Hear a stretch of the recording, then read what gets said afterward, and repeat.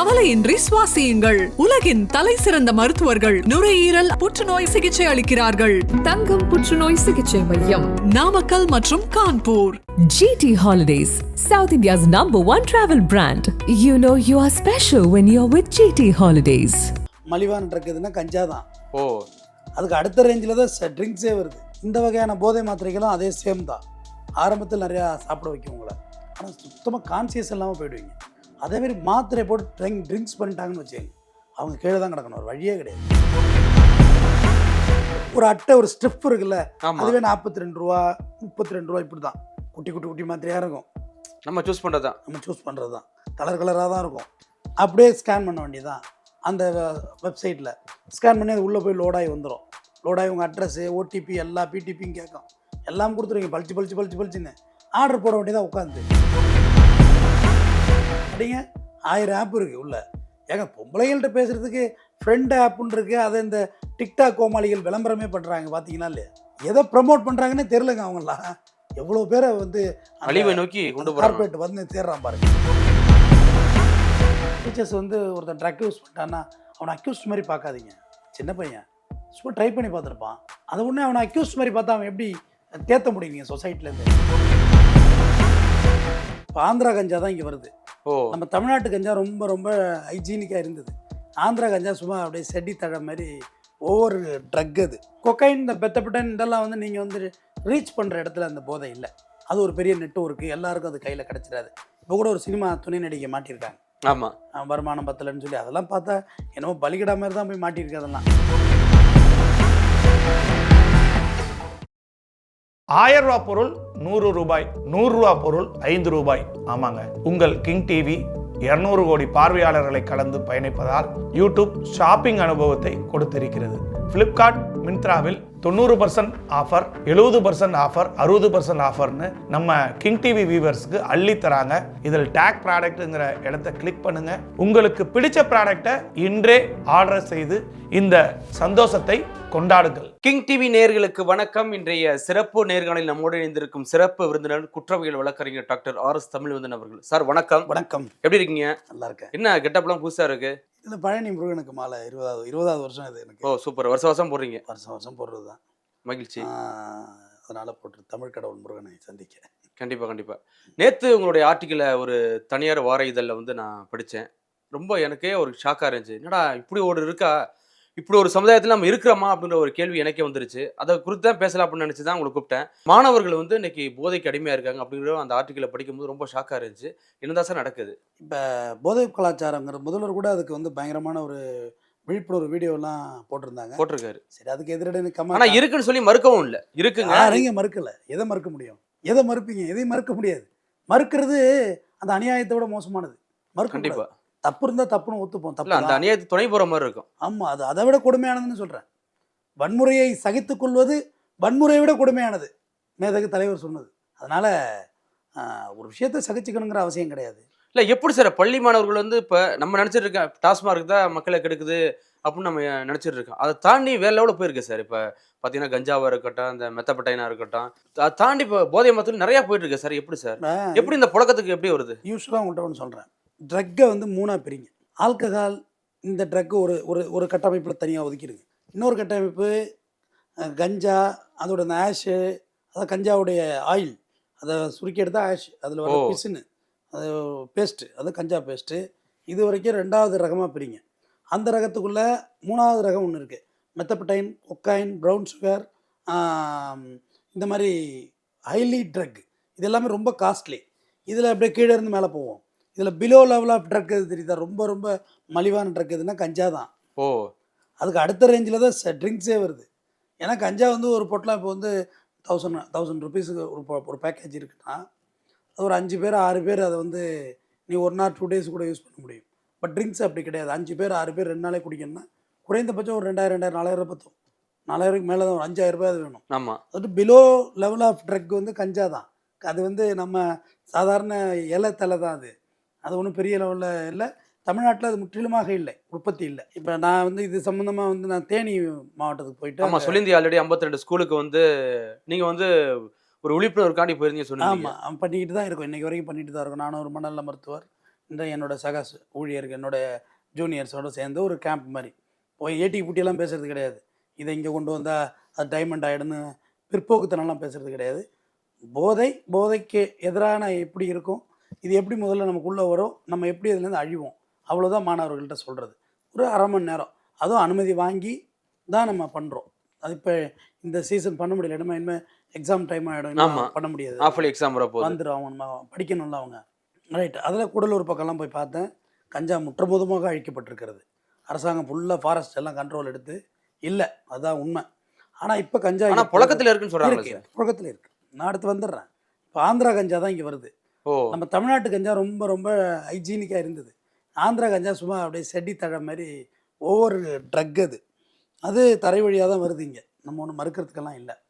அடுத்த level of drug பார்த்திங்கன்னா cocaine, மெத்தப்படைன், brown sugar, இது எல்லாமே ரா மெட்டீரியல். இது எல்லாமே நம்மள்ட்ட கிடையாது. நான் சொன்ன இந்த போதைப் பொருளும் நம்மள்ட்ட இல்லை, எல்லாமே இறக்குமதி தான். வெளிநாட்டிலேருந்து வர்றது தான். வெளிநாட்டிலேருந்து வர்றதுனா போர்ட் நம்மள்ட்ட கிடையாது, தனியார்கிட்ட இருக்குது. ஃப்ளைட்டு நம்மள்ட்ட கிடையாது, தனியார்கிட்ட தான் இருக்குது. அப்போ அதுக்கு மேலே நம்ம ஒன்றும் சொல்கிறதுக்கு இல்லை. ஏன்னா துறைமுகம் வழியாக தான் அது 90% கிராஸ் ஆகும். ஏன்னா ஃப்ளைட்டில் அதோட ஸ்கேனில் எதாவது மாட்டிக்கிறோம். எல்லா இடத்துலையும் கருப்பாடு இருக்குதாங்க செய்யுது, எல்லா இடத்துலையும் எல்லா வேலையும் நடந்துக்கிட்டு தாங்க இருக்குது. என்ன இல்லைன்னு சொல்லுவீங்களா?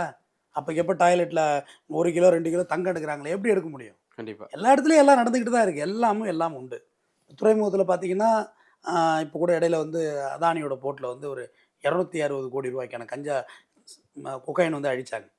இதே சொல்கிறேன், 5 லட்சம் கோடி ரூபாய்க்கான போதைப் பொருள் வடகிழக்கு மாகாணத்தில் பிடிச்சிருக்காங்க. இது மத்திய அரசோட NCRB டேட்டா.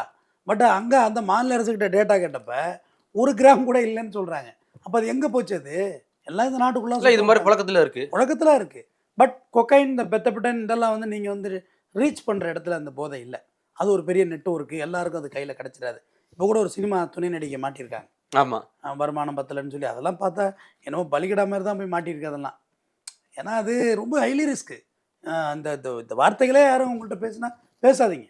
என்னோடய நேயர்களுக்கும் என்னோடய பார்வையாளர்களுக்கும் நான் தான் சொல்கிறேன். இது சம்மந்தமாக எவ்வளோ பேசுனா அத்தோட பேச்சை கட் பண்ணிட்டு ஃபோனை சுவிட்ச் ஆஃப் பண்ணுறேன். பேசாதீங்க அவன்கிட்ட. எங்கேயாவது இருக்கா மச்சான் வாங்கி தெரியா, இப்படி தான் ஆரம்பிப்பான். அதெல்லாம் எங்கடா தெரிய போகுது அப்படின்னா, இந்த மூளை இருக்க ஒரு குழந்தை அது சம்மந்தமாக தேட ஆரம்பிச்சிடும். எங்கெல்லாம் கொக்கைன் கிடைக்குது. நான் கீதாச்சரத்தையும் சொல்லுவேன், நான் பைபிளையும் சொல்லுவேன், குரானையும் சொல்லுவேன். எது வேணும்னு நீ நினைக்கிறியோ அது உனக்கு கிடைச்சே ஆகும். இந்த பிரபஞ்சம் உனக்கு கொடுத்தே ஆகும். நீ என்னவாக வேண்டும் என்று நித்தம் எண்ணி விழைகிறாயோ அதுவாகவே நீ மாறுவாய். அதில் மாற்றமே கிடையாது. டெய்லி ப்ரே பண்ண நல்லவனாகவே ஆவா. சுவாமி விவேகானந்தர் சொல்லுவார், கையெழுத்து போன்றது உண்மையை பேசுறது ஒரே நாளில் வராது. கையெழுத்து எப்படி எழுத தான் அழகாகும். உண்மையாக பேசுறது ஒரு நாளில் பழக முடியாது. தொடர்ந்து உண்மையாக பேசி தான் உண்மையாக பேச முடியும். ஒரே நாளில் மாற்றிக்க முடியாது. எதையுமே ஒரே நாளில் மாற்ற முடியாது. சிம்பிளாக எதையும் மாற்ற முடியாது. மொட்டை அடிச்சுக்கலாம், என்ன செய்யணும். ஆனால் ஒரே நாளில் முடி வளர்த்துக்க முடியுமா? முடியாதுல்ல. வாய்ப்பில்லை ராஜா. நோ ப்ரோ, வாய்ப்பில்லை ப்ரோ அப்படின்னு. ஸோ இந்த மாதிரியான விஷயங்கள் பேசுனாலே நீங்கள் அவங்களை அவாய்ட் பண்ணணும். ஆனால் இல்லை, பள்ளி மாணவர்கிட்ட எப்படி சார் இதெல்லாம் கிடைக்குது? அதுவும் ஆன்லைனில் கொக்கைன் இதெல்லாம் மாட்டினீங்கன்னா 10 வருஷத்துக்கு நீ உள்ளே தான் இருந்தாகணும், வெளிலே வர முடியாது. அப்படியே போட்டு தண்டனை தான் ஆகும். ஏன்னா 100% NIA NCB பிடிப்பாங்க. அது ரொம்ப ஹைலியாக இருக்கும். மத்திய அரசு சர்க்கார் அங்கேருந்து விசாரணை அதிகாரி வர்றதுக்குள்ளேயே உங்களுக்கு 10 வருஷம் ஓடி போயிடும். பெரிய பிரச்சனை ஆகிடும். அதனால அது ரொம்ப டேஞ்சர். அவ்வளோ காலதாமதம் பண்ணுவாங்களே எப்படி? மத்திய சர்க்கார் பிடிக்கிறது, டேரெக்டாக வந்து பிடிக்கிறது. இங்கே பெரிய ஆஃபீஸ் இங்கே அயப்பாக்கத்தில் இருக்குது, போய் பார்த்துட்டு வாங்க. எத்தனை ஃப்ளோர் இருக்குன்னு பார்த்துட்டு வாங்க. 1 கிலோ வரைக்கும் நான் கமர்ஷியல், 1 கிலோவுக்கு மேலே கமர்ஷியல் கஞ்சாவுமே சரி. ஸோ இந்த ட்ரக்லேருந்து நம்ம தள்ளி தான் இருக்கணும். தண்ணி அடிக்கிறதே தப்பு தான், ட்ரிங்க்ஸ் பண்ணுறதே தப்பு தான். அதுவே வீட்டுக்கு நாட்டுக்கு உயிருக்கு கண்டிப்பாக கேடு. இதெல்லாம் போனீங்கன்னு வைங்க, மூளையே பிறன்றோம், மூளையே கொலாப்ஸ் ஆகிடும். இது எல்லாத்தையும் ஒரு பக்கம் தள்ளி வச்சுருங்க. 3 பிரிவாக பிரித்து சொல்லிட்டேன். மது, கஞ்சா, ஹை லெவல் போதைப் பொருள் 3ஆக பிரிச்சுன்னா அடுத்து 4வது ஒன்றுக்கு வாங்க. இதான் மிக முக்கியமானது. இது மாத்திரைகள். அந்த ஆர்டிக்கலில் அதை பற்றி தான் சீப் அண்ட் பெஸ்ட்டாக கிடைக்குது. சீப் அண்ட் பெஸ்ட் 20 ரூபாய்க்கு ஒரு அட்டை, 20 ரூபா 40 ரூபா இந்த மாதிரி இருக்குது. 0.5 mg, 0.2, 0.5 mg, 10 mg எல்லாமே இருக்குது. நைட்ரோவேட், நைட்ரோசாம், அல்சுரோஃபாம், ஸ்ட்ரெஸ்னில், ரெஸ்னில், இப்படியே ஏகப்பட்ட அல்சோலைம் கம்பெனிஸ் ஃபுல்லாகவே மாத்திரைகள் நிறைய இருக்குது. ஆனால் இங்கே எல்லாருமே என்னென்னா, அதில் கூட சொல்லியிருப்பேன், இதெல்லாம் போதை மாத்திரைகள் அல்ல. அந்த புத்தகத்தில் சொல்லியிருக்கேனே, இதெல்லாம் போதை மாத்திரைகள் அல்ல, தூக்க மாத்திரைகள் தான். உதாரணத்துக்கு நீங்கள் சுகர் இருக்குது அப்படின்னா உங்களுக்கு தூக்கம் வராது, காலெல்லாம் எரியுன்னு சொல்லுவாங்க. அது சுகர் வந்த பிறகு தான் உங்களுக்கு தெரியும். கொட்டைய ஆரம்பிச்சிடும், அப்படியே போட்டு கர கர கரன்னு அப்படியே அப்படி சுருக்கு சுருன்னு குத்த ஆரம்பிக்கணும் ஒரு மாதிரி குடையுதுன்னு சொல்லுவாங்க எங்கள் ஊரில் அந்த வார்த்தை. இங்கே எப்படி சொல்கிறீங்கன்னு தெரியல, மாறி இருக்கும். இப்படி இப்படி இப்படி இப்படி பண்ணிகிட்டே இருந்தால் எப்படி இருக்கும், அந்த மாதிரி மூட்டு காலெலாம் ஏற ஆரம்பிச்சிடும், விறுவிறுன்னு ஏறும். அப்போ உனக்கு தூக்கம்ங்கிறது சுத்தமாக இருக்காது. தூக்கம் குறைய குறைய இன்சுலின் சுரக்கிறதும் குறைய ஆரம்பிச்சிடும். ஆட்டோமேட்டிக் பேங்க்ரியாஸ் வேலை செய்யாது. தூக்கம் இல்லைன்னா பேங்க்ரியாஸ் வேலை செய்யாது. அப்போ சரி வேலை செய்யலைன்னா கல்லீரல் வேலை செய்யாது. அப்போ ஆட்டோமேட்டிக் உங்கள் செரிமான மண்டலமே பாதிக்க ஆரம்பிச்சிடும். அதனால தூக்கத்துக்கு மாத்திரைகள் கொடுப்பாங்க, தூக்க மாத்திரைகள். அது கம்பல்சரி சுகர் பிபி பேஷண்ட்டுக்கு கண்டிப்பாக வழங்கப்படுகிறது. இப்போ நீங்கள் சுகர் இல்லை, அதை எப்படி இப்போ இங்கே போதை மாத்திரையா எப்படி மாத்துறாங்க? இந்த மாத்திரையை போட்டு தூங்குனீங்கன்னா தூக்கம், தூங்கலைன்னா போதை, அவ்வளோதான், வேற ஒன்றும் எப்படி புரியல. அந்த மாத்திரையை போட்டு சாப்பிட்டுட்டு இந்த மாத்திரையை போட்டிங்கன்னா ஒரு 10 நிமிஷம் 1/4 மணி நேரம் படுத்திங்கன்னா தூங்கிடுவீங்க. அவர் 8 மணி நேரத்துக்கு உங்களுக்கு 10 மணி நேரத்துக்கு முழிப்பு வராது. அது உடம்புடைய சுகரின் வீரியத்தை பொறுத்தது. தூங்காமல் ஸ்ட்ரெயின் பண்ணிங்கன்னு வச்சிங்களேன், சும்மா சுற்றிட்டு இருந்தீங்கன்னா போதை தான். அது ஒரு அளவு வரையும் போதை சுற்றிக்கிட்டே இருக்கும், உங்களுக்கு ஒன்றுமே பண்ணாது. அது நீங்கள் நார்மலாக இருப்பீங்க. மற்ற ட்ரிங்க்ஸ் அடித்து வாயில் ஊதுனா 10,000 ரூபா, மாத்திரை போதையில் என்னத்தை கண்டுபிடிக்கிறது? கண்டிப்பாக. ஆனால் அவன் போதையில் தான் இருப்பான். ஆனால் தெரியாதா சார்? எப்படி தெரியவே தெரியாது, சுத்தமாக கண்டுபிடிக்க முடியாது. சுத்தமாக ஒரு பாயிண்ட் கூட கண்டுபிடிக்க முடியாது மாத்திரை போட்டிருக்காங்கன்னு. அவ்வளோ ஒரு விஷயம்லாம் இருக்குது. இல்லை, அது எப்படி பயன்படுத்துகிறாங்க? இப்போ இந்த மாத்திரைகள் வந்து பார்த்தீங்கன்னா மாத்திரை மட்டும் அல்ல, இந்த ஜீரோடால், பெத்தடைன், இந்த மாதிரிலாம் சில இன்ஜெக்ஷன்லாம் இருக்குது. இதெல்லாம் சொல்லாமல் என்னன்னு தெரியல, பொது வழியில் எல்லாமே இருக்கிறது தான். ஏன்னா இதை கூட பாசிட்டிவாக எடுத்துகிட்டு போயிடக்கூடாதுல்ல. கண்டிப்பாக. அதுக்காண்டி பயப்படுறேன். ஏன்னா இப்போ நம்ம இவ்வளோ க்ரைம் பேசுகிறோம், அக்யூஸை பற்றியெல்லாம் பேசுகிறோம்ல, இதை காட்டி மாமூல் வசூல் பண்ணியிருக்காங்க. பத்தியா, நான் டிவிலே வந்திருக்கேன், என்னை பாரு பேசியிருக்கானுங்க பாரு அப்படின்னு சொல்லி எனக்கு ஒரு தகவலே வந்துச்சு. நீங்கள் பேசுனது? ஆமாம், நம்ம வீடியோ காமிச்சு, இந்த பாரு என்னை எந்த அளவுக்கு பேசியிருக்காங்கன்னு. அதை தான் நீ சொன்ன ரவுடி பற்றியா? நான் உயிரோடு உள்ளவர்களை பற்றி பேச வேண்டாம்னு அவங்க சொன்னது காரணம் அதுதான். உயிரோடு உள்ள ரவுடிகளும் பேச வேண்டாம், இறந்து போனவங்களோட ஹிஸ்ட்ரியை சொல்லுவோம். நம்ம எதுக்கு சொல்கிறோன்னா, சமுதாயத்தில் இப்படியெல்லாம் அவங்க வாழ்க்கை மாறினுச்சுன்னா இப்படியெல்லாம் தலைகுப்புற போயிடுங்கிறதுக்காக தான் நம்ம சொல்கிறோம். யாருக்குமே ஒரு பீஸ்ஃபுல்லான எண்டு கார்டு இல்லைன்னு. ஆனால் இப்போ எப்படி ஆயிடுச்சுன்னா இதே ப்ரமோஷன் ஆகிட்டு பேசுறது. இன்னும் 2-3 க்ரைம் பேசுகிறாங்க இல்லையா, அவங்களத காமிச்சு பாரு அங்கே டிவிலே வந்திருக்கேன் அப்படின்னு சொல்லி மிரட்டியிருக்காங்க. இது என்ன இவ்வளோ, நம்ம ஒரு பக்கம் திருப்பினா அது ஒரு பக்கம் திரும்புதடா ஏகநாதான். ஆமாம், நம்ம எதுக்காக நம்ம சமுதாயத்துக்கு ஒரு விழிப்புணர்வு வேணும், தவறு செய்ய வேண்டாம், இளைஞர்கள் கோவப்பட வேண்டாம், அது நம்ம வாழ்க்கையை தொலைச்சிரும் அப்படின்றது தான் நம்ம இப்படி ஒரு முடிவு எடுத்தா இப்படி தாண்டா போவேன்னு சொல்கிறோம். ஆனால் இது வேற மாதிரி போகுது. சரி இருக்கட்டும், அது அடுத்த டிபேட்டில் அதை பற்றி பேசுவோம். இந்த ஊசியெல்லாம் பார்த்தீங்கன்னா இதுக்கு தான் இந்த பேரை பயன்படுத்தி தெரிஞ்சுக்கிட்டு ஏதாவது அதுக்காண்டி பயந்தேன், வேற ஒன்றும் இல்லை. இது எல்லாமே வலி நிவாரணி. ஜீரோடால் நான் எனக்கு போட்டிருக்காங்க. இப்போ நான் எனக்கு கிட்னியில் ஸ்டோன் வந்து ரொம்ப பயங்கர பெயின், அது தாங்கவே முடியாது. பிரசவ வலியை விட கொடுமையானது எனக்கு தெரிஞ்சு. பிரசவ வலி நமக்கு தெரியாது, பாவம் பெண்களுக்கு தான் தெரியும். அப்படி ஒரு பெயின், ஒன்றுமே பண்ண முடியல. அப்படி உருள்றேன் பிறல்றேன், ஒன்றும் பண்ண முடியல. கடைசியாக ஜீரோடால் இன்ஜெக்ஷன் போட்டு டாக்டர் உடனே வீட்டுக்கு கூப்பிட்டு சொன்னார். எங்கள் வீட்டில் அவர் கார் வந்திருக்காரு, நான் டிரைவர் போட்டு அனுப்பிச்சிடுறேன் அவரை, அவர் காரில் ட்ரைவ் பண்ண முடியாது. வீட்டுக்கு வந்து அன்வான்டாக பேசுவார் அவர், சம்மந்தமே இல்லாமல் பேசுவார், உளருவார். நீங்கள் ஒன்றும் பயப்படாதீங்க, அந்த இன்ஜெக்ஷனோட வேலை அதுதான். சாப்பாடு கொடுத்து படுக்க வைங்க முதல்ல, அவரை காம் டவுன். அவர் எதுவும் அவர் பேசுறது எதிர்த்து பேசாதீங்க, கவுண்டர் கொடுக்காதீங்க, சண்டை வந்துடும். ஏன்னா அவர் படுக்க வைங்க, சாப்பாடு கொடுங்க, எது சொன்னாலும் சரிங்க பார்த்துக்கலான்னு அவரை அமைதிப்படுத்தி தூங்க வச்சுருங்க. ஒரு 5 நிமிஷம் தூங்கிடுவார் அப்படின்னு சொல்லியிருக்காங்க.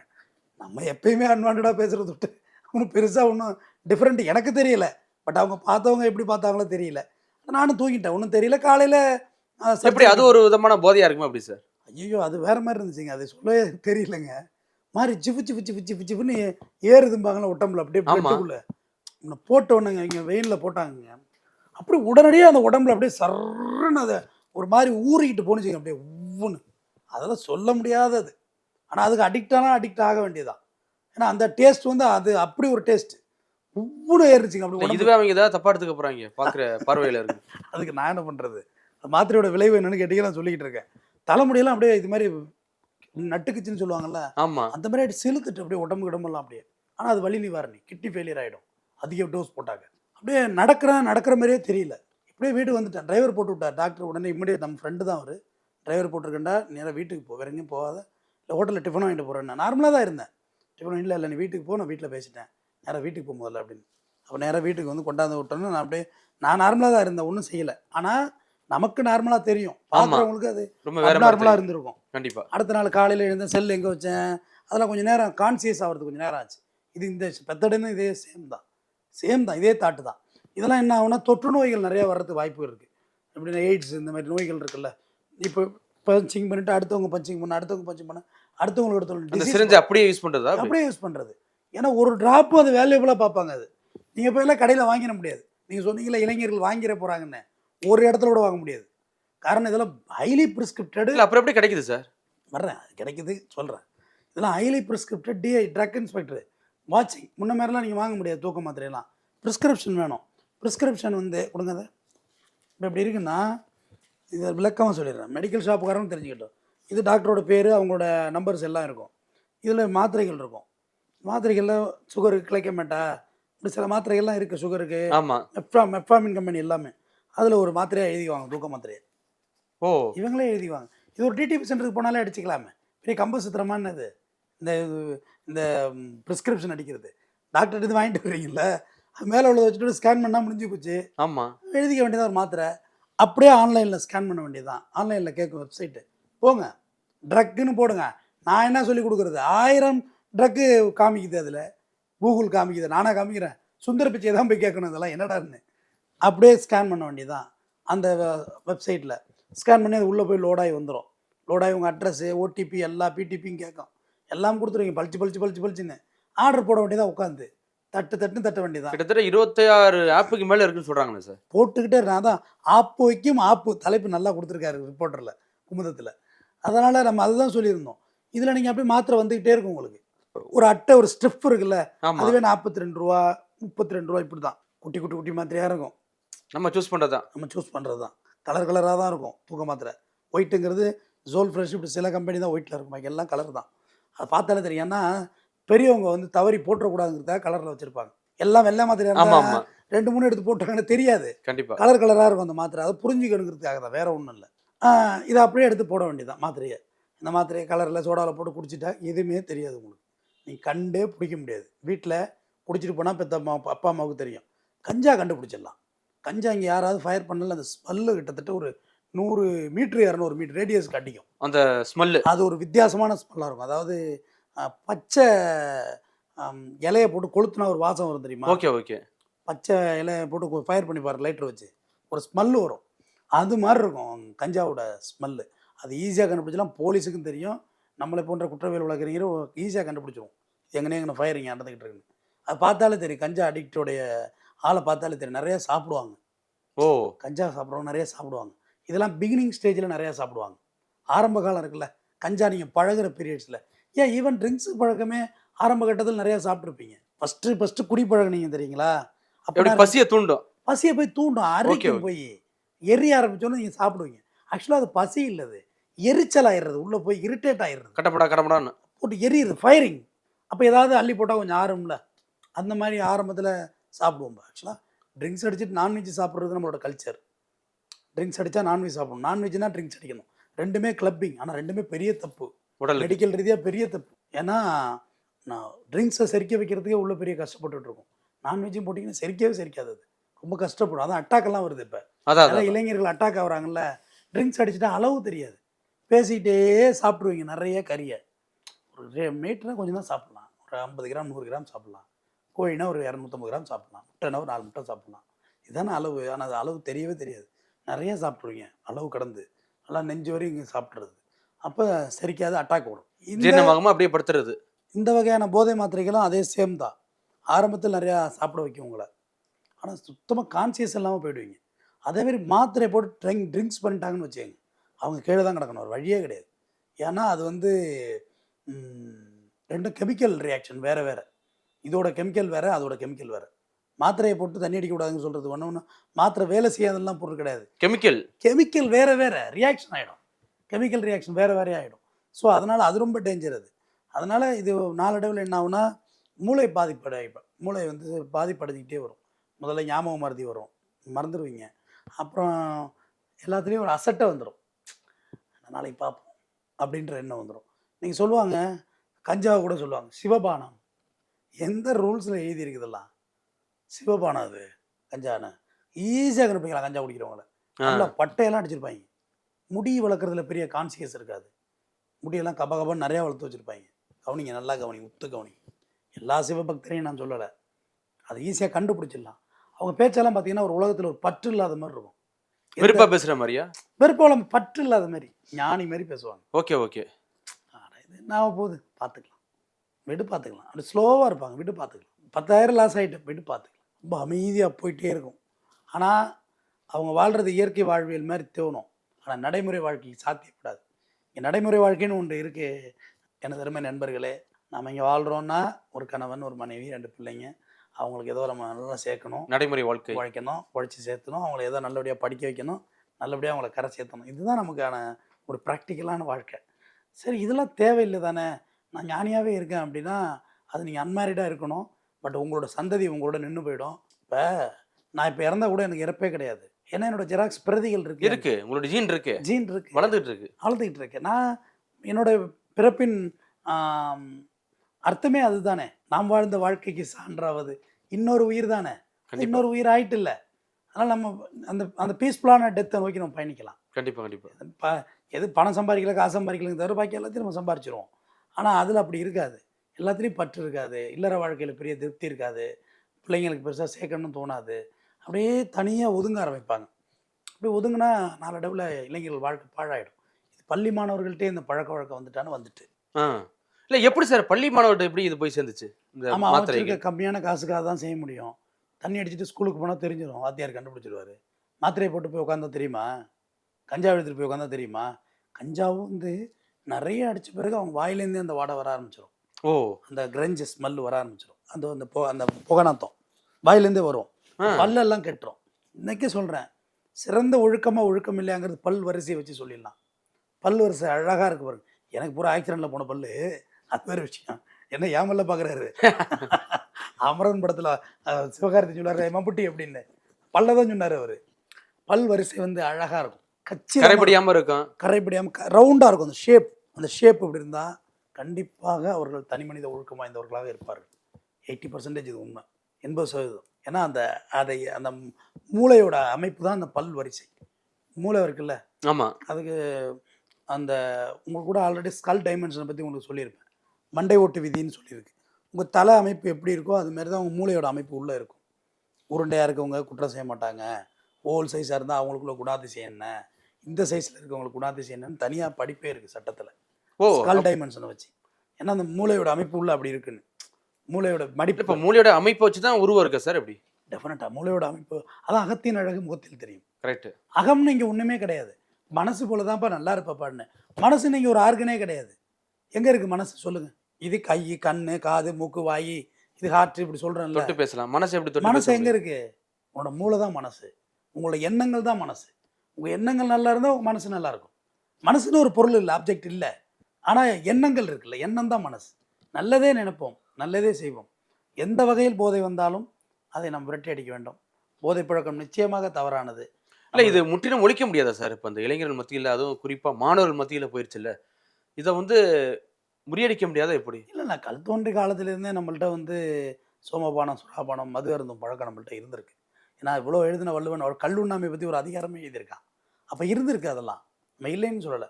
முற்று முதலாக எதையுமே இங்கே ஒழிக்க முடியாது டெமோக்ரஸி. இல்லை சார், அப்போ உள்ள டெக்னாலஜி வேறு, இப்போ இருக்க டெக்னாலஜி வேறு. இப்போ பார்த்தீங்கன்னா ஆப்லேயே வருது. அப்படிங்கும் போது இது என்ன பெருகிட்டு தானே போவோம். அதான் சொல்கிறேன், நீங்கள் விஞ்ஞானத்தோட விளையாட ஆரம்பிச்சாச்சு. நம்ம எல்லாம் பெருகிட்டு தான் போவோம். இப்போ முன்னாடி வந்து அந்த தெருவில் விபச்சாரம் நடக்குது அப்படின்னு சொன்னாங்க. நீ அந்த தெருவுக்கெல்லாம் போக வேண்டாம், வீட்டுக்கே வர்றது ரெடி ஆகிட்ட. ஆப்பு தான் உங்களுக்கு எல்லாமே வச்சுருக்கேன். அடிங்க 1000 ஆப் இருக்குது உள்ள. ஏங்க பொம்பளைகள்கிட்ட பேசுகிறதுக்கு ஃப்ரெண்ட் ஆப்புன்னு இருக்குது. அதை இந்த டிக்டாக் கோமாளிகள் விளம்பரமே பண்ணுறாங்க, பார்த்தீங்கன்னா இல்லையா? யார்கிட்ட பேசிகிட்டு இருக்கேன், அது ஃப்ரெண்ட் ஆப் இருக்கடா அப்படின்னு சொல்லுது. புருஷன் முன்னாடி விளம்பரம் பண்ணுறாங்க. அதனால் எதை ப்ரமோட் பண்ணுறாங்கன்னே தெரிலங்க. அவங்களாம் எவ்வளோ பேரை வந்து அழிவை நோக்கி கொண்டு கார்பரேட் வந்து சேர்றான் பாருங்க. இப்போ இந்த ஆப்புக்கு போய்ட்டு ஒரு சினிமா நடிகரை வச்சு விளம்பரம் பண்ணணும்னு வச்சுங்க, தேவையில்லாத பிரச்சனை வரும். எல்லா நடிகரும் நடிச்சு கொடுக்க மாட்டாங்க. ஏன்னா அவங்க விசாரிப்பாங்க இது என்னென்னு. டிக்டாக் கோமாளிகளுக்கு எந்த அக்கறையும் தான் கிடையாது. சமூகம்னா என்னன்னே தெரியலையே. தையத்தக்கன்னு ஆடுறது, இதை போட்டு விடுறது. சமூகம் என்ன தெரிஞ்சா ஏன் டிக்டாக்ல வராங்க? Right, exactly. சமுதாயம்னா என்னென்னே தெரியலையே. எனக்கு ரொம்ப, நானும் ஒன்றும் பெரிய சமுதாயத்துக்கு சுதந்திரத்துக்கு போராடின தியாகி மாதிரிலாம் பேச விரும்பலை. ஆனால் இந்த சமுதாயம் போகிற போக்கு நினச்சி நான் வருத்தப்படுறது உண்டு. அதுவே நான் பெரிய கடமையாக நினைக்கிறேன். அந்த சமுதாயத்தில் என்னடா அப்படி இருக்கேன்னு. நான் காலையில் 10-11 மணி திரைப்படம் ஓடுதில்ல, அப்போ என்னைக்காவது வேறு கெஸ்ட்டு யாராவது வந்து என்னை கூட்டிகிட்டு போவாங்க. அந்த ப்ரிவியூ ஷோ நிறையா நான் திரைப்பட வெளியீட்டு விழாவுக்கு நிறையா போவேன். அதில் 11 மணிக்கு போகக்குள்ள அவ்வளோ பேர் தேட்டருக்கு படத்துக்கு வந்திருப்பாங்க. ஒரு ஒர்க்கிங் டேயில் இவ்வளோ பேருக்கு இங்கே வேலை இல்லையா, இல்லை வேலைக்கு போக விரும்பலையா, எப்படி 11 மணிக்கு இவ்வளோ கூட்டம் வருது இந்த இடத்துக்கு? ரொம்ப வேதனைப்பட்டிருக்கேன். அதேமாதிரி 12 மணிக்கு டாஸ்மார்க்கில் கூட்டம் 10:59 11:59 55லேருந்தே நிற்பாங்க.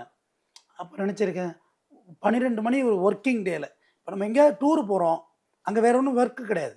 இப்போ நீங்கள் ஊட்டி போகிறீங்க, கொடைக்கானல் போகிறோம், அங்கே உங்களுக்கு என்ன ஒர்க் இருக்குது சொல்லுங்கள்? சுற்றி சுற்றி பார்க்க பார்க்கும், அங்கே என்ஜாய் பண்ணுறீங்க, ரைட், ஓகே. பட் நம்ம இது ஒர்க்கிங் சிட்டி. சென்னை வந்து என்னோடய ஒர்க்கிங் சிட்டி.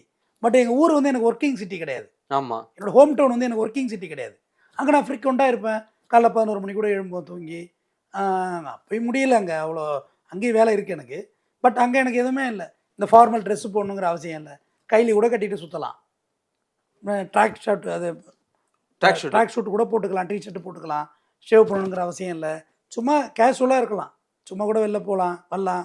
நினச்ச நேரத்தில் நைட் 1 மணி கூட வீட்டுக்கு வரலாம், படுக்கலாம். ஏன்னா அங்கே எனக்கு எந்த வேலையுமே இல்லை. பட் சென்னையில் அப்படி இருக்க முடியல. வேலைக்காண்டி வந்திருக்கு. இது ஒர்க்கிங் சிட்டி, பழைக்க தானே வந்திருக்கீங்க. இங்கே அப்படி என்னால் இருக்க முடியாது. பட் இங்கே உள்ளவங்களே அது மாதிரி இருக்காங்களே நான் நினச்சி ஃபீல் பண்ணியிருக்கேன். வேலைக்கு போகலாமே. இன்றைக்கி ஒரு குத்தனார் அசிஸ்டண்ட்டாக போனால் 1000 ரூபாய் சம்பளம் இங்கே. கண்டிப்பாக சார், கண்டிப்பாக. 30 நாள் போனால் 25 நாள் போங்க, 25,000 ரூபாய். உங்களுக்கு என்ன குறைச்சலாயிட போகுது? எல்லா வேலையிலும் இப்போ ஹிந்தி அடுத்தவன்ட்ட 10 ரூபா கூட 50 ரூபா கூடன்னு கேட்டு குடிக்கணும். சொந்த காசை போட்டு குடிப்போம், கெத்தாக இருந்துட்டு போகலாமே. ஆனால் அப்படி இல்லையே. இங்கே வேலைக்கு போகிற நேரத்துலேயே குடிக்கிறாங்க. எனக்கு அதுதான் வருத்தம். இந்த ஒர்க்கிங் டேஸில் என்ஜாய் பண்ணுறது, டூர் போகிறதுலாம் எனக்கு ரொம்ப கில்ட்டியாக இருக்கும், குற்ற உணர்வாக இருக்கும்னு சொல்கிறேன். கில்ட்டி மீன்ஸ் எல்லாரும் வேலையை போகிறேன், நம்ம ஊர் சுற்ற போகிறோமே. ஆமாம், வேதனையாக இருக்கும். இதே ஃப்ரைடே, சாட்டர்டே, சண்டே எல்லாம் எதுவுமே தெரியும். சண்டேயை பற்றி நல்லா தூங்கி எழுந்துக்கலாம், எந்த குற்றமும் இருக்காது நமக்குள்ள. காரணம் அது லீவு நாள் தானே, ஒன்றும் ஒர்க் இல்லை. ரெண்டாவது இப்போ என்ன மாதிரி சொந்த ஆஃபீஸ் வச்சுருக்கவனுக்கு அதுவும் நிம்மதியும் போயிடுது. நாளைக்கு உள்ளதெல்லாம் எழுதணும் போகணுன்ட்டு சண்டேவே எனக்கு ஆஃபீஸ் தான். வீட்டில் இருக்க நேரத்தை விட ஆஃபீஸில் தான், அலுவலகத்தில் நிறைய நேரங்கள் இருக்கிறேன். அது எதுக்கு சொல்ல வந்தேன்னா, இந்த குற்ற உணர்வு நம்மள்கிட்ட வந்துட்டாலே போதும், கண்டிப்பாக பாதி வெற்றி அடைஞ்சிடலாம். ஆனால் இப்போ இந்த மாணவர்களுக்கு என்ன சார் பண்ணுறது? இவ்வளோ பேர் பாதிக்கப்பட்டிருக்காங்க. மாணவர்களுக்கு கிட்டத்தட்ட 5ல் ஒருத்தன் வந்து பாதிக்கப்படுறான் அப்படின்னு சொல்லி ஒரு டேட்டா வந்திருக்கு. அப்படிங்கும்போது இதுக்கு என்ன பண்ணலாம்? ஒரு பள்ளிகளில் ஏதாவது விழிப்புணர்வு கிளாஸ் வைக்கணுமா, எப்படி சார்? இல்லை, பள்ளிகளில் வந்து இப்போ நம்ம போய் ஏற்படுத்துகிற போதை விழிப்புணர்வுங்கிறது ஒரு பார்ஷியலாக அது ஒர்க் அவுட் ஆகுது. நிறைய மாணவன் ஃபோன் நம்பர் வாங்குறான். ஓ, ஏன்னா நான் சொல்லியிருக்கேன், இப்போ வெளிப்படையாக நீ என்ன போதையில் இருக்கன்னு என்கிட்ட சொல்ல இப்போ யோசிப்பேன். ஏன்னா எல்லோரும் இருக்கிறாங்க. நான் ஃபோன் நம்பர் அதில் அந்த என்னோடய பேனர் வச்சுருக்கேன்ல, அந்த ஆஃபீஸில் பார்த்தீங்கல்ல, ஆமாம், அதிலே கீழே என்னோடய ஃபோன் நம்பர் 2 நம்பர் கொடுத்துருக்கேன். நீ கட்டாயம் அடி, நான் பாதுகாப்பாக வச்சுப்பேன் ரகசியத்தை. உனக்கான விடுபடுறதுக்கான வழிகளை நான் சொல்கிறேன்னு சொல்லியிருக்கேன். இது அரசாங்கமும் முன்னெடுத்து சொல்லணும். அரசாங்கமும் இந்த கேம்ப் போட்டு. ரெண்டாவது டீச்சர்ஸ் கையிலையும் இது நிறையா இருக்குது. டீச்சர்ஸ் வந்து ஒருத்தன் ட்ரக் யூஸ் பண்ணிட்டான்னா அவனை அக்யூஸ்ட் மாதிரி பார்க்காதீங்க. சின்ன பையன் சும்மா ட்ரை பண்ணி பார்த்துருப்பான். ஒரு சிகரெட் எல்லோரும் அடிக்கிறாங்களா, அடித்து பார்த்துருப்பான். அதை ஒன்று அவனை அக்யூஸ்ட் மாதிரி பார்த்தா அவன் எப்படி தேத்த முடியும் நீங்கள் சொசைட்டிலேருந்து? கண்டிப்பாக கண்டிப்பாக. அவர்கிட்ட எல்லாரும் அடிக்கிறாங்களே பீரு, நம்மளும் ஒரு பீரை அடித்து தான் பார்ப்போமே. அடித்து பார்த்துருப்பான், ட்ரை பண்ணியிருப்பான். ஆனால் அவனை உடனே அக்யூஸ் பண்ணிடாதீங்க. அவனை கூப்பிட்டு கவுன்சிலிங் பண்ணுங்க. எல்லாம் சாப்பிட்லாம்ப்பா, 12th பரீட்சை நல்லபடியாக முடி, நல்லா மார்க் வாங்க, நல்ல மார்க் வாங்க, நானே உனக்கு வாங்கி தரேன், நான் வாங்கி தரேன்டா, சரி குருவா நான் வாங்கி தரேன், நீ படி, தயவுசெய்து படி அப்படின்னு சொல்லி. இப்போதைக்கு வேண்டாது, இப்போதைக்கு அவனை நிறுத்து. அப்புறம் பேசிக்கோ. 12th பாஸ் ஆனது பிறகு அது கல்லூரியில் போய் சேர, அப்புறம் நான் வாங்கி தரேன்னு கூட சொல்லிக்கலாம். இல்லை அதுக்கான எத்தனை ஆசிரியர்கள் இது மாதிரி ஃப்ரெண்ட்லியாக பேசுவாங்க? பேசுகிறதே இல்லைங்க, பேசுகிறதே இல்லைங்க. ரொம்ப பெரிய சிக்கலாக இருக்குங்க. ஏங்க, மாணவனா தப்பு பண்ணதாங்க செய்வான். இதை காமராஜர் அப்பயே சொல்லிட்டாருங்க. மாணவர் வந்து ஒரு கண்டக்டருக்கு மாணவனுக்கு சண்டை, நம்ம காமராஜர் சாலை இன்னைக்கு இருக்க மெரினா பீச் சாலை. இப்போ கண்டக்டர் வந்து மாணவனை அடிச்சு போடுறாரு, மாணவன் ரோட்டை மறைச்சிட்டான். இப்போ ஒரு செக்ரட்டரியேட் போடுவார், என்ன ஒரு கூட்டமாக இருக்குன்னு, இந்த மாதிரி சண்டையா அப்படின்னு வண்டியை விட்றா முதல்ல அங்கேன்னு. நேராக போனோன்னே கண்டக்டர் பிடிக்கும், உனக்கு எதாவது அறிவு இருக்கா, பள்ளிக்கூடத்து மாணவன்ட்ட போய் அவங்களுக்கு இருந்திருக்க, பள்ளிக்கூடத்துக்கு போகிற ரோட்டில் உட்காந்து அவன் படிப்பு என்ன வருது, உனக்கு வேலையை கிடையாது, டிஸ்மிஸ் பண்ணுறேன், போடா நீங்களாம் பள்ளிக்கூடத்துக்கு போங்கப்பா அப்படின்ட்டு போயிட்டார். போயிட்டு நைட்டு வந்து என்னங்க டக்குன்னு வேலையை விட்டு தூக்கி விட்டீங்க அவனை அப்படின்னு, அவனை வர சொல்லியிருக்கேன் அப்படின்னாரு. வந்தாரான். அப்போ சொல்லியிருக்காரு, பள்ளிக்கூடம் படிக்கிற மாணவன் முன்ன பின்ன தான் இருப்பான், அதுக்காக நீ அவனை கை நீட்டுவியா, படிக்கிற பிள்ளை ரோட்டில் உட்காந்து அவன் படிப்பு என்ன வருது, பாழாப்படாது, இனிமேல் அந்த ரூட்டில் அவன் டியூட்டி போடல, வேறு ரூட்டில் டியூட்டி போட்டிருக்கேன், அந்த ரூட்டில் அதை போய் ஒழுங்காருன்னு இருக்காரு. எவ்வளோ பெரிய வாஸ்ட் நாலேஜ். கண்டிப்பாக 4வது தான் படிச்சிருக்காரு காமராஜர். எதுக்கு சொல்ல வர்றேன், கலைஞர் படிக்கலை, ஆனால் பள்ளிக்கூடத்துக்குள்ள எல்லாரும் அழைச்சிட்டு போனார் பஸ் பாஸ் கொடுத்து. இவ்வளவும் இந்த அரசாங்கம் நீ காலை சிற்றுண்டி திட்டம் எல்லாம் போடுது, நமக்கு டெய்லி முட்டை போடுது. இப்போ நம்ம பிறக்கலையே நினச்சி வேதனை போடுறோம். இப்போ இருந்தால் ஜாலியாக இருக்கலாங்க. நம்ம ஒரு காலத்தில் வாரத்தில் ஒரு முட்டை, அன்னைக்கு தான் ஃபுல் பர்சன்ட் ஆகும். இன்னைக்கு டெய்லி முட்டை, முட்டை இந்த பருப்பு சாம்பாருக்கு அடிச்சுக்கிறது. இன்னைக்கு வந்து டெய்லி முட்டை, சைக்கிளு, 3 சக்கர சைக்கிள், பைக்கு, 3 சக்கர பைக்கு, ஸ்கூல் பேக்கு எல்லாமே A to Z உண்டு. இதில் இடஒதுக்கீடு வேறு. நீங்கள் எதுவும் வேண்டாம், பிள்ளைய பற்றி 1வது கொண்டு சேர்த்துட்டா போதும், 12வது வரைக்கும் அந்த பிள்ளைய தள்ளிட்டு வந்துடும், அந்த பள்ளிக்கூடம் தள்ளிட்டே வந்துடும், உங்களை விட்டுறாது. ஆனால் அங்கே இதுமாரி நடக்குதுங்கிறது வந்து நல்லா படிக்கிற மாணவர்களுக்கு அரசு பள்ளி மேலே உள்ள நம்பிக்கையை போயிடும். நம்ம மாணவர்களை திருத்துவதற்கு தான் நம்ம வந்திருக்கோம், வருத்த வேண்டாம். பட் அவங்களை திருத்துற கடமை நம்மளுக்கு இருக்குது. அதோடு தான் அரசாங்கம் ஆசிரியர்களுக்கு அதிகமான சம்பளத்தை ஏன் வழங்குதுன்னா, இந்த சமுதாயத்தை கட்டமைக்கும் ஒரு சமுதாய சிற்பிகள் அவங்கெல்லாம். நம்ம வாத்தின்னு எல்லாரையும் நம்ம ஏளனமாக நினச்சிடுறோம். ஆனால் அவங்க நம்மளை ஒழுங்குபடுத்தணும், நம்ம அவங்க சொல்கிறத ஒபே பண்ணணும், ஒபே த ஆர்டர். சொல்கிறத கேட்டோம்னாலே போதும், நல்ல இடத்துக்கு வந்துடலாம். நன்றி. கண்டிப்பாக சார், மீண்டும் மற்றொரு நிகழ்வை சந்திப்போம். மிக்க நன்றி. நன்றி. கவலையின்றி சுவாசியுங்கள். உலகின் தலை சிறந்த மருத்துவர்கள் நுரையீரல் புற்றுநோய் சிகிச்சை அளிக்கிறார்கள்.